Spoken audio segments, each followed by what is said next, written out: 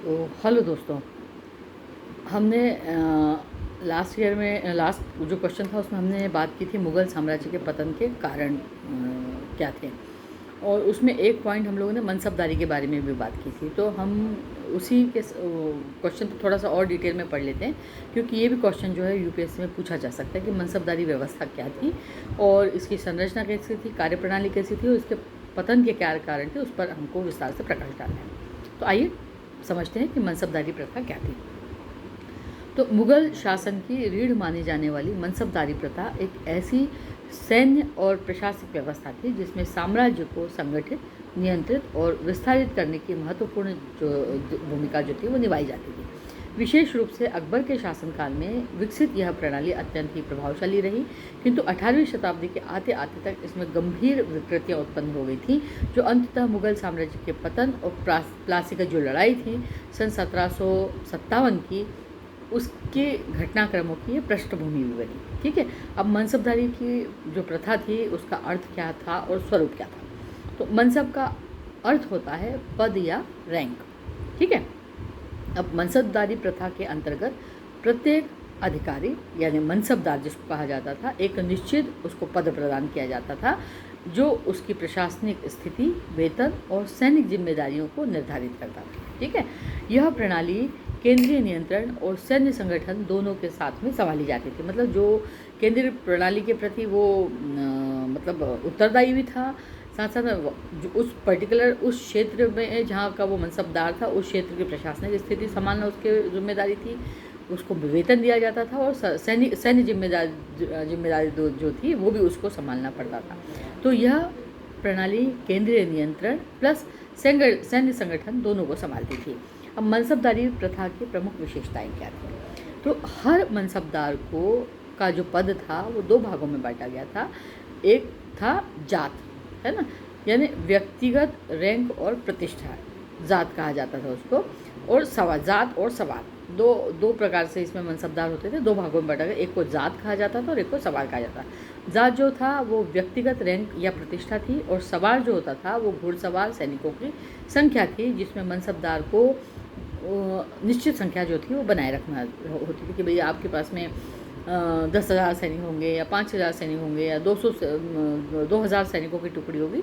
इस तरीके से वो उसमें संख्या जो थी वो मनसबदारों को बनाए रखना होता था। ठीक है, इससे स्पष्ट होता है कि यह केवल प्रशासनिक ही नहीं थी ये व्यवस्था, बल्कि इसमें सैन्य संरचना भी थी। ठीक है, राज्य को संभालने के लिए, कानून व्यवस्था बनाए रखने के लिए सैन्य व्यवस्था भी उनके पास में होती थी। किसके पास में? मनसबदारों के पास में। ठीक है, अब मनसबदारों की नियुक्ति कैसे होती थी। ठीक है, अब अपन पढ़ लेते हैं। मनसबदारों की जो नियुक्ति थी वो सीधे तौर पे किसके द्वारा की जाती थी? सम्राटों के द्वारा की जाती थी। ठीक है, इससे क्या होता था कि जो केंद्रीकरण जो था, सेंट्रलाइजेशन जो था वो सुनिश्चित हो जाता था और सम्राट की शक्ति मजबूत रहती थी। सरकार सम्राट बनाता था उसको, तो वो वफादार भी किसके प्रति रहता था? मनसबदार उस सम्राट के प्रति या उस राजा के प्रति। ठीक है, अब वेतन की व्यवस्था कैसे थी? तो कैश प्लस जिगर। तो मनसबदारों को वेतन दो रूप में मिलता था, एक तो नगद रूप में मिलता था और दूसरे उसको जागीर मिल जाती थी।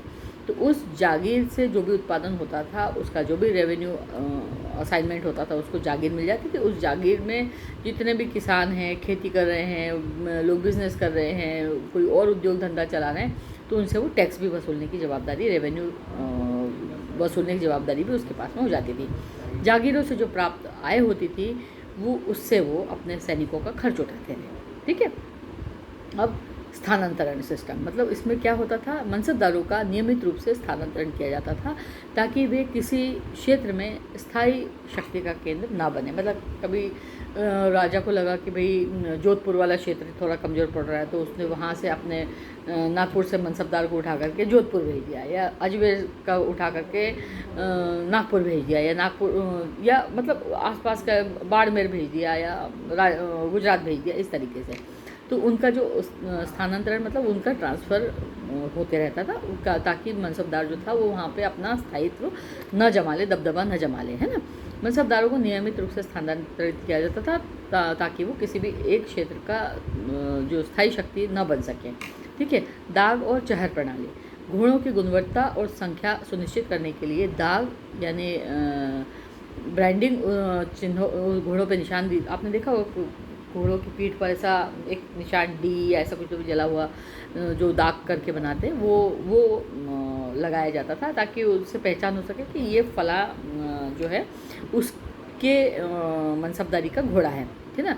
अब चहर क्या था, इसमें चहर में सैनिकों का विवरण होता था, मतलब घोड़ दाग और चहर प्रणाली में दाग में घोड़ों की जो निशान था वो होते थे, और चहर में होता था सैनिकों का विवरण होता था कि कुल कितने सैनिक हैं आपके पास में या कुल कितने घोड़े हैं।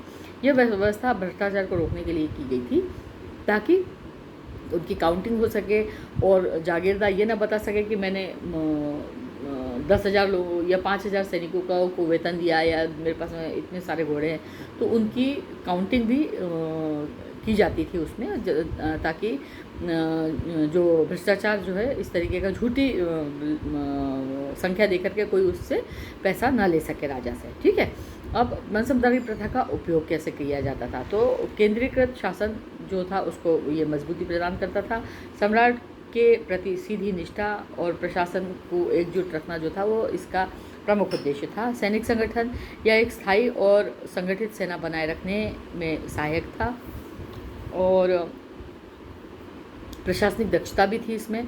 तो योग्यता के आधार पर पद दिए जाते थे जो कि प्रशासन को और प्रभावी रूप से स्थापित करने में सम्राट के काम आते थे, ठीक है।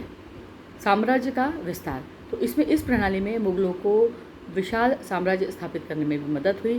मनसबदारी प्रथा के पतन के क्या कारण थे, तो पतन के कारण जो थे वो मैं आपको बता देती हूँ। जागीरें जो थी इससे संकट में पड़ गई थी। 18वीं शताब्दी के आते आते तक यह प्रणाली जो थी कई समस्याओं से ग्रस्त हो गई थी। अब जागीर को संकट कैसे उत्पन्न हो गया, तो मनसबदारों की बढ़ती संख्या लेकिन उपजाऊ जागीरें सीमित थीं, इससे जागीरों की प्रतिस्पर्धा और असंतोष बढ़ा, ठीक है। भ्रष्टाचार और शोषण, मनसबदारी अधिक और अधिक राजस्व वसूल, मनसबदार जो थे वो और अधिक शोषण करने लगे, अपने ज़्यादा राजस्व वसूलने के लिए किसानों का शोषण होने लगा। कई बार जो है अकाल पड़ा, उसकी वजह से क्या हुआ, उत्पादन नहीं हुआ, लेकिन फिर भी उनसे ज़बरदस्ती पैसा वसूला गया। उत्पादन में गिरावट की वजह से अर्थव्यवस्था कमज़ोर हुई, है ना। सैन्य कमजोरी, मनसबदार जो थे अक्सर निर्धारित संख्या से में सैनिक नहीं रखते थे। कागज़ों पे बड़ी सेना होती थी, लेकिन वास्तविक जो रूप में अगर हम बात करते हैं तो उसमें सेना जो थी उतनी अधिक बड़ी संख्या में नहीं थी, ठीक है। अब केंद्रीकरण का पतन, है ना। तो मुगल साम्राज्य के समय में मनसबदारों की निष्ठा जो थी वो कम हो गई थी। वे स्वतंत्रता की ओर बढ़ने लगे थे, जैसे बंगाल और अवध, है ना। लगातार युद्धों का भी प्रभाव, तो विशेषकर औरंगज़ेब के दक्कन के युद्धों में संसाधन जो थे उसने ख़त्म कर दिया था, क्योंकि लगातार युद्ध लड़ रहे थे, उसमें बहुत सारा पैसा जा रहा था, बहुत सारे सैनिक मारे जा रहे थे। इससे मनसबदारी व्यवस्था पर भी भारी दबाव पड़ा।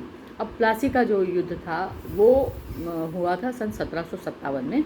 तो मनसबदारी के प्रथा के पतन ने सीधे तौर पर मुगल साम्राज्य को कमज़ोर कर दिया। केंद्रीय सत्ता कमज़ोर हुई, प्रांतीय शासक कमज़ोर हुए और प्रशासनिक अव्यवस्थाएं बढ़ीं। तो इस कमज़ोर स्थिति का लाभ उठा करके ब्रिटिश ईस्ट इंडिया कंपनी ने बंगाल में हस्तक्षेप किया और प्लासी की लड़ाई 1757 में उन्होंने जीत ली।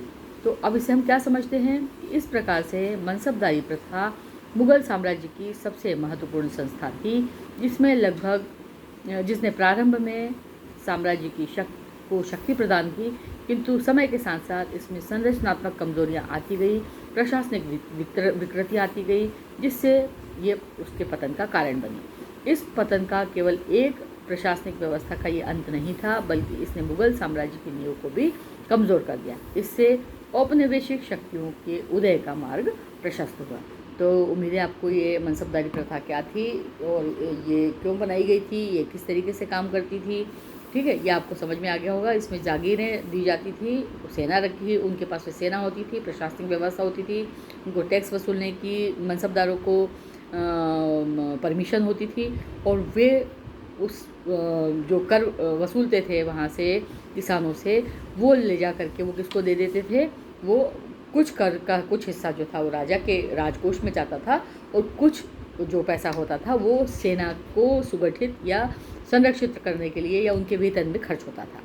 तो इस तरीके से अकबर के समय में जो मनसबदारी प्रथा थी वो बहुत अच्छी तरीके से चलाई गई, लेकिन कालांतर में जो शासक हुए वो इतने योग्य नहीं थे और वो इतनी अच्छे तरीके से मनसबदारों पर अपना नियंत्रण हासिल नहीं कर सके, और साथ साथ में लगातार युद्धों ने भी उनकी आर्थिक स्थिति को और मनसबदारी प्रथा को कमज़ोर किया। साथ ही उस समय में विदेशी आक्रमण, अंग्रेज़ों का भी प्रभुत्व हमारे देश पे बढ़ने लगा था, और इस प्रकार से भी ये जो व्यवस्था थी वो पतन की ओर आगे बढ़ती गई। तो उम्मीद है आपको ये मनसबदारी प्रथा जो है क्या थी और इसको कैसे लागू किया गया था, इसमें क्या क्या गुण थे, क्या क्या दोष थे, ये सब कुछ हम लोगों ने समझा है। उम्मीद है आपको अगर ये मेरा सेशन अच्छा लगा होगा तो प्लीज़ मेरे चैनल को लाइक कीजिए, शेयर कीजिए और सब्सक्राइब कीजिए।